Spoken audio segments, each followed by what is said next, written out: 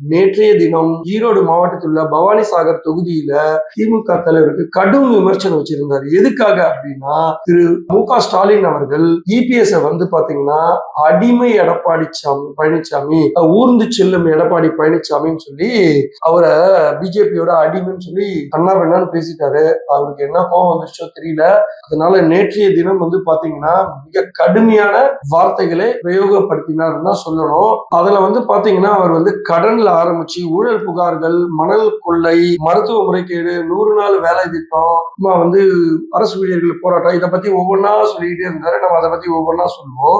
கடன் சுமையை பத்தி ரொம்ப பாயிண்டடா பேசினாரு. என்ன அப்படின்னா, நான் காலில் விழுந்தேன், பறந்து வந்தேன், ஊர்ந்து வந்தேன்னு சொல்ல மட்டும்தான் திரு ஸ்டாலின் அவர்களால முடியும். ஆனா நான் செய்த இந்த 4 ஆண்டு ஆட்சியில என்ன குறைன்னு அதை பத்தி சொல்லுங்கயா அப்படின்றாரு. உண்மைதானங்க, எப்ப பார்த்தாலும் கார்ல விழுந்தாரு, பறந்து வந்தாருன்னு சொல்றதுல யூஸே இல்லை.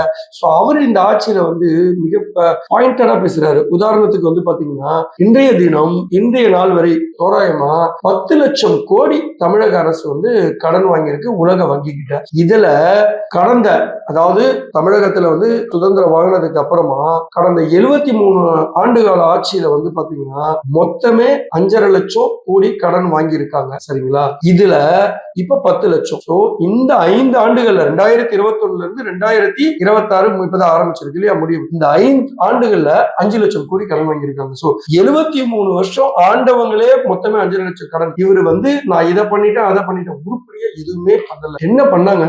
ஏதாவது ஒரு திட்டத்தை, ஒரு இன்ஃப்ராஸ்ட்ரக்சர் டெவலப்மெண்ட் ஏதாவது ஒண்ணு சொல்றாங்களா? ஒண்ணுமே கிடையாது. அவங்க கடன் வாங்கி ஊழல எடுத்து சம்பாரிச்சு அவங்க வீட்டை காப்பாத்திக்கிட்டாங்க, மந்திரிகள் எல்லாம் சம்பாரிச்சுக்கிட்டாங்க, வருகின்ற எலெக்ஷன்ல செலவு செய்ய ரெடியா இருக்காங்க. அவங்க என்ன பண்ணாங்க? ஒண்ணுமே பண்ணல. அவங்க என்ன நினைச்சுக்கிட்டாங்க, இந்த 5000 ரூபாய் கொடுத்துட்டு மொத்தமா அடுத்த ஒரு 5 வருஷத்தை மூட்டை கட்டிட்டு வீட்டுக்கு போயிடலாம் அப்படின்னு நினைக்கிறாங்க. சோ அதனாலதான் அவர் அப்படி பேசுனது. அடுத்தது வந்து ஊழல் புகார் சொல்றாரு. திமுக அமைச்சர்கள் மேல நிறைய பேர் மேல ஊழல் இருக்கு. அதுல குறிப்பா நகராட்சி துறையில வந்து பாத்தீங்கன்னா எம்ப்ளாய்மெண்ட் பண்றதுக்காக, அதாவது பணி நியமனம் பண்றதுக்காக மட்டும் கிட்டத்தட்ட 800 சில்லற கோடி வந்து ஊழல் பண்ணாங்க அப்படின்னு சொல்றாரு.